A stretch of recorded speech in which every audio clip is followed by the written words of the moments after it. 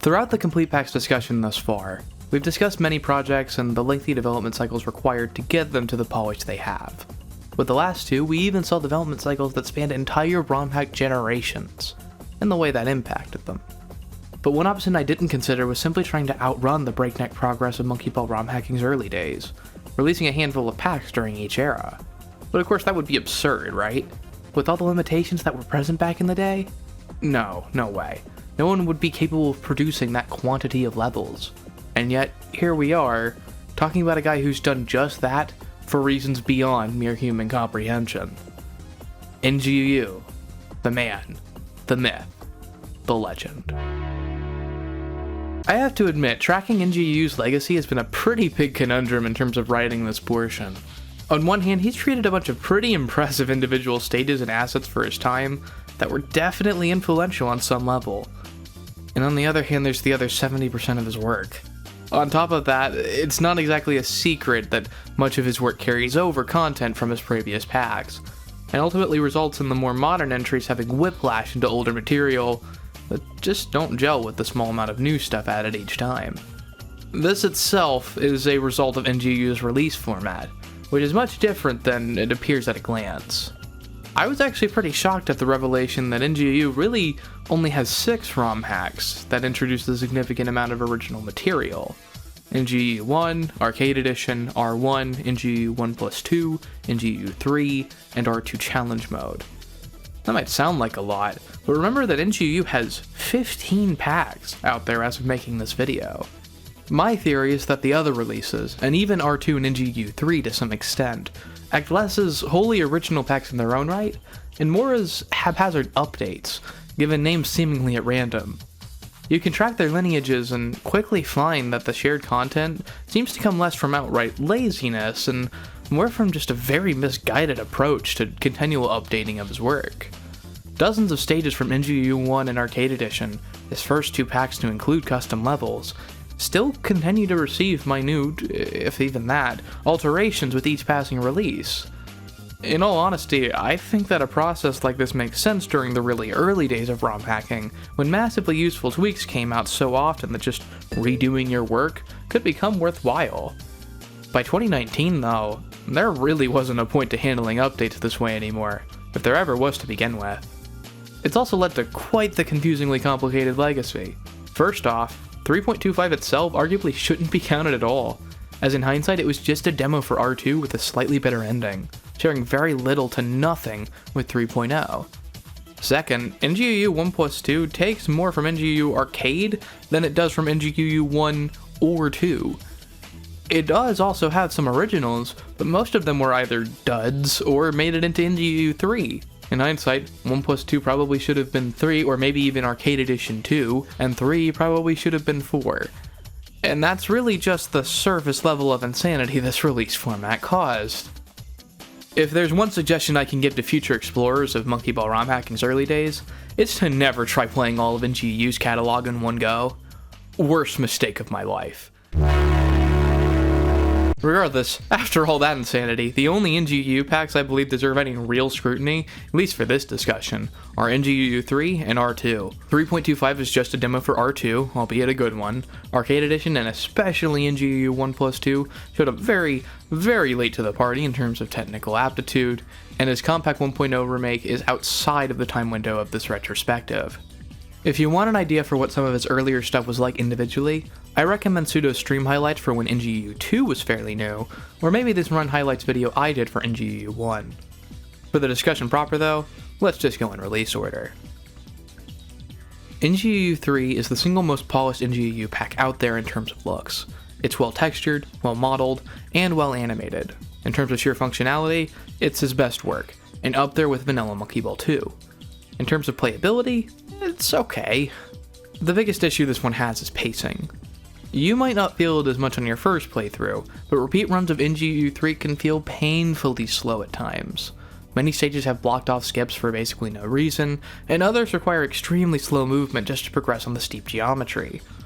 It also has the problem of virtually all of NGU's work before the release of R2 Challenge Mode, vast reuse of levels from a bygone era. At least Master and Master Extra are pretty solid and include a lot of new content, a rarity when looking at NGU's earlier and later track record when it comes to difficult stages. Accordingly, I mostly just recommend this one for Master. The rest ranges from fine to bland, but definitely playable. R2, though, is significantly more divisive. R2 was a pack at war with itself. When it comes to the main 3 challenge modes, R2 acts as the best set of levels NGU has ever released. True, Expert, Extra, and Master are both pretty scuffed for many reasons, but Beginner and Advanced are genuinely really good all around. I think the shorter length and greater number of entirely new stages help make this one stand out so much compared to both his previous work and in general. In many ways it stands as a great pack and unequivocally NGU's best, barring the ending. Until you look at Story Mode. Story Mode in R2 is NGU's worst pack since at least 1+2, possibly since 2.0. It's unpolished, its stage order is nonsense, its difficulty curve is nonsense, and very little here is original to NGU. It's basically a combination of the worst parts of NGU 3 and the worst parts of 1+2, and as such I recommend skipping that section entirely. It's almost as if every NGU pack has some sort of monkey's paw built into how it's constructed, some catch within its framework that stops me from being able to recommend it in totality. The closest to overall solidity is 3, and even there it's at the cost of pacing. In an ideal world we would have R2 challenge mode with NGU 3 Expert Extra, Master, and Master Extra rolled into one release. Then I could recommend that banger challenge mode and could look forward to NGU doing something entirely new in the future after finalizing all of his older work into a both modern playing and modern looking release. As is though, NGU's library remains staggered in quality and vast in quantity. In many ways it gives me a greater appreciation for BBR's quantity woes. It never got even close to this overwhelming. Just look at R2's story mode. Sitting right next to the best challenge mode NGU ever made is his worst story mode since the widely riffed on NGU 2. It's fascinating to see so many levels made with a modern understanding of the game that are enjoyable to play in one mode, while the other exhibits the exact opposite. It almost feels as if they were designed by 2 different people. It makes you wonder, why? Why develop packs in this manner? If you want to do one big release that's continually updated, do that. There's precedent for that. If you want to do something new with each big release, that's cool too. Just don't add a bunch of older stages to pad out the game. 3.25 and R2 show that a shorter campaign is totally fine as long as the levels are fun. The world may never know NGU's reasons for releasing things as he has, but it's fun to theorize, right? Just ask Pseudo. The Never Giving Us Up Cortex, which is a system of computers buried deep underground somewhere underneath Alaska. Yes, Alaska. It does what it will, so that stages can be released as fast as possible. See, of course, if you don't want to believe the whole conspiracy of the NGUU Cortex, there is always an alternate theory you can subscribe to, which is that NGUU, whose name is Chris Brown, is just the singer Chris Brown. He beat Rihanna, and now he challenges you to beat his pack. Well, I know some believe either one of these, and to break from the memes for a second, I could actually believe that this guy is secretly developing some kind of machine learning tool for Monkey Ball levels. I offer a third theory. I believe that NGUU is none other than Junichi Morita, lead designer of Super Monkey Ball Banana Splits. Think about it. This game has been completely wiped from all discussion by the greater series during the Banana Mania trailers. That's a fate only shared with the N-Gage port, besides the mobile and browser games. It was placed on a doomed system, so that no one could enjoy the best Monkey Ball level design since the classics in terms of official release. Wouldn't you attempt to somehow take revenge by flooding the world with as many Monkey Ball stages as humanly possible? And in a more accessible way at that? Even after going through the hundreds of stages made by dozens of creators, including almost all of NGUU's, I still haven't played Banana Splits, due to its rarity and inability to be emulated. In a way, no tactic would be more deviously effective. Of course, that doesn't explain the propensity for Monkey Ball Adventure stage ports and early NGUU content, but that's just to throw you off the trail. And for any of you saying, but Logan, NGU has spoken in a still public video and he doesn't have an accent or speak another language besides English in that video. How could that be? Easy. His voice was deepfaked. Easy to do with modern technology, I might add. I'm on to you, Mr. Morita. I know you're the mastermind. But in all seriousness, I can't be too hard on NGUU. He's made plenty of mistakes over the years, but he's also made some stages that I would legitimately call great. And credit where credit is due, I really like the portals from NGUU Arcade Edition and would like to see them return someday in new levels by both him and others. They're a little small, yeah, but they have a more clear outer collision and shape that makes them feel much less frustrating in play in my opinion. Hell, I'd go as far to say that NGUU has the better bird stage. Excuse me, what? His older work is also fun to look at for many of the same reasons packs like Gold and Platinum are. They act as a great time capsule for what ROM hacking for Monkey Ball looked like just 5 years ago. I think there's something to that for those willing to explore it. As for what the future holds for NGUU, I'm really not sure. The dude's output quality has fluctuated about as much as it is possible for one person to do. But even if the next patch we get is more or less the same as we've already seen, I do think, or at least hope, we'll get another pack made up of entirely new content from Never Giving Us Up 2055. Or we'll get another 95-degree drop. Either way, I'm sure it'll be at least a little interesting. Thank you for watching this part of the Complete Packs discussion. Join us next time when we tackle Super Monkey Ball 651. See you then. The year is 2018. NGUU has recently released a pretty well acclaimed ROM hack called Monkey Ball R, which proved that NGUU finally had what it takes to make competent levels and have good level design. So he got to work on new levels for NGUU 1+2, his new hack.